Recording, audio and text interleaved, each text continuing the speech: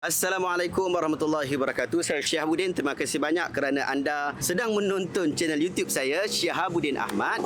Dan terima kasih juga jika anda sudah tekan butang subscribe yang ada di bawah. Kalau belum tekan butang berkenaan, tekan butang itu sekarang. Jika ada video-video yang bermanfaat, insya-Allah ada dekat feed YouTube anda. Hari ini saya nak kongsi untuk satu buku, iaitu buku Tabarruk dari Perspektif Ahlus Sunnah wal Jamaah. Dia.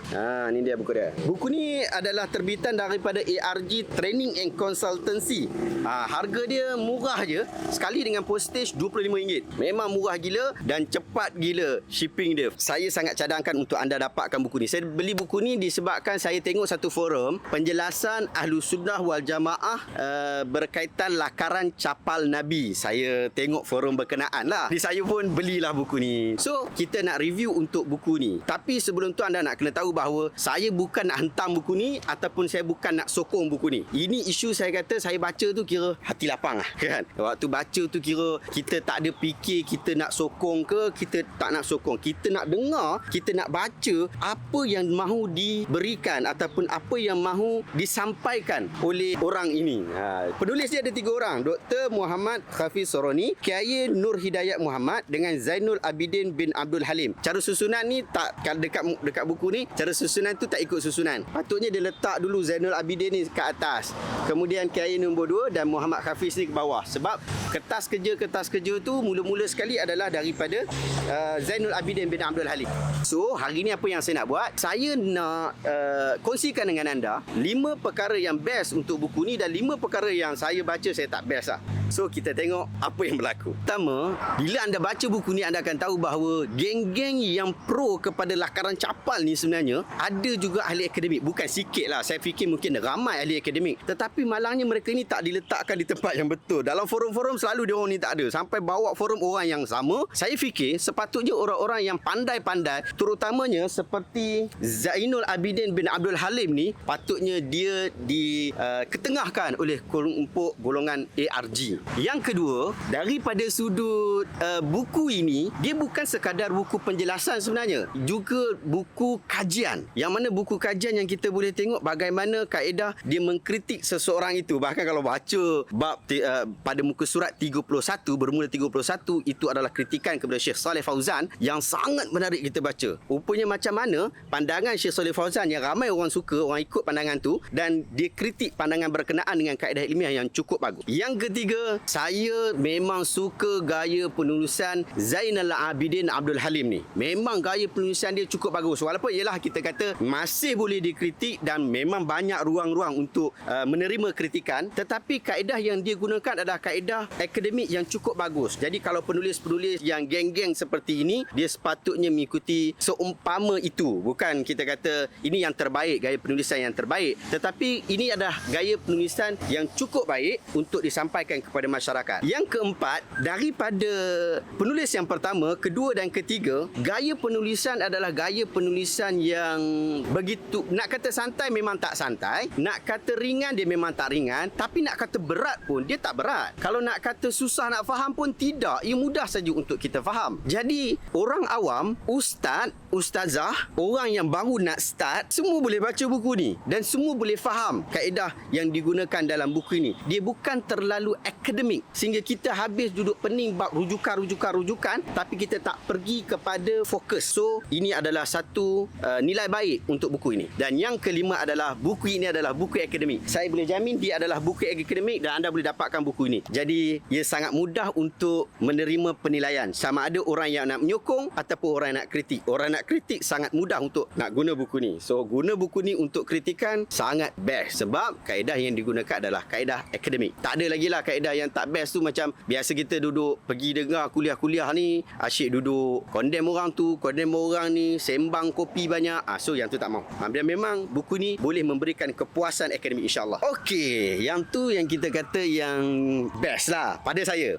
Kalau anda rasa yang saya best, anda tak best, itu lain cerita. Tapi itu pada saya baca, saya bagi review apa yang saya baca sahaja. Itu yang saya rasa best lah. Ada yang tak best pula. Jom kita tengok apakah 5 perkara yang tak best pada buku ini. Yang pertama sekali, saya tak puas hati dengan ni, Nur Hidayat Muhammad. Kiai Nur Hidayat Muhammad. Saya tak kenal dia, minta maaf lah kalau kata tak hormat ke apa. Minta maaf, saya tak kenal. So saya baca apa yang di sini. Dan ini adalah bacaan pertama saya. Cara penulisan dia, walaupun dia memfokuskan penulisan hadis dalam buku ni, tapi kaedah penulisan dia begitu lewah sehingga seolah-olah dia macam tak jujur di dalam memberikan penilaian. Agak berat sebelah. Sepatutnya yang selebih baik adalah dia keluarkan pendapat ulama yang kata okey, pendapat yang ulama kata tak okey, kemudian dia bagi penilaian dia yang seterusnya. Itu pada pandangan saya lah. Tapi suka hati dia nak tulis, dia yang tulis. Kita tak berhati siapa kan. Tapi pada saya, kalau penulisan yang lebih cantik, lebih baik dia buat kaedah seperti itu. Itu kaedah menjelaskan apa mahal nizam, apakah punca permasalahan, kemudian kita keluarkan punca permasalahan itu satu persatu. Dan itu anda tak akan jumpa di dalam perbahasan daripada Kiai Nur Hidayat Muhammad ni. Anda tak akan jumpa hal berkenaan. Sangat rugi sikit lah. Saya baca bahagian kedua ni rasa tak best sikit lah. Sebab mula-mula saya ada expectation yang tinggi pada bab yang pertama tu. Sebab penulisan Zainul Abidin bin Abdul Halim ni nampak bagus dah, cantik dah. Tapi bila masuk yang nombor 2, dia agak mengurangkan sikit minat saya. Tapi insyaAllah waktu nombor 3, dia naik balik semangat tu. Kaedah istimbat daripada Dr. Hafiz Soroni. Kita tahu bahawa dia adalah orang yang mahir dalam bahagian hadis, tetapi daripada sudut istimbat itu nampak macam tak kena sikit. Dia sebabkan dia bagi matan, lepas dia bagi matan, dia bagikan kesimpulan. Dan kaedah dia bagi kesimpulan tu nampak banyak kebocoran-kebocoran itu. Saya tak sebutkan kebocoran di sini, anda boleh buat semakkan sedikit kebocoran berkenaan dan kena beli buku ni lah, baru tahu kebocoran itu bagaimana. Dan kalau insya-Allah ada masa lapang, ada keizinan daripada Allah Ta'ala, insya-Allah saya akan cuba untuk jelaskan berkaitan tentang isu ini pada pandangan saya. Bukan saya pandai pada dia, tapi kita kata pada pandangan kita saja. Yang keempat adalah saya agak terganggu pada bab yang akhir sebab saya mula-mula dah okey dah pada yang pertama. Kemudian yang kedua saya dah rudum sikit. Kemudian yang ketiga saya ada expectation yang tinggi dan dia seolah-olah memberikan harapan berkenaan. Tapi cuma ada qiyas ma'al farik yang banyak di situ. Jadi ini menyebabkan agak sedikit terganggu. Sebab bila kita baca, tak best kalau kita baca kita nak kritik. Baca nak kritik tak best. Kita kalau baca, mantap dia punya penjelasan ni. Setuju tak setuju nombor 2. Tapi kalau kita baca nak kritik, dia menyebabkan tak berapa nak syok lah. Yang keempat daripada sudut tata bahasa. Kalaulah orang yang jenis tak berapa nak minat dengan kesilapan tata bahasa yang banyak, mungkin anda akan banyak terganggu disebabkan daripada mula bab sampai ke habis perbahasan buku ni memang banyak kesilapan tata bahasa. Saya nak kata jelas lah, editor bahasa tak buat kerja ataupun memang tak ada editor bahasa. So rugi sikit lah. Buku ni kan diberikan kepada orang ramai, tapi bila tak ada editor bahasa sangat rugi lah, tak best lah. Bahkan ada lagi tambah satu lagi, saya tak kisah sangat, tapi ada sebagai orang dia kisah sikit daripada sudut kualiti buku lah. Kualiti buku ni tak berapa nak bagus sangat. Yang saya dapat, mungkin anda dapat yang lagi bagus. Yang tertarik sikit pun ada lebih gam. Lepas tu sampai dia ada rosak sikit kat sini warna. Padahal ni buku baru ni, terpotong lebih. Tapi ini masalah-masalah yang kita kata tengok ni, terpotong lebih ni. Dia tak mau nak. Terpotong lebih tu. Lebih potong dia tu. Patutnya kat sini ada harga ni. Tapi cuma tak kisahlah. Kalau saya tak kisah sangat bab ni. Disebabkan kita nak pergi ke konten. Daripada sudut buku macam mana pun hancur pun tak apa. Tapi yang penting konten dia macam mana. Yang terakhir adalah yang ni yang paling saya tak puas hati sungguh. Iaitu saya tengok mula-mula ini adalah seminar. Ini adalah kumpulan kertas kerja seminar. Bila seminar dia ada resolusi, tapi dalam buku ni tak ada resolusi.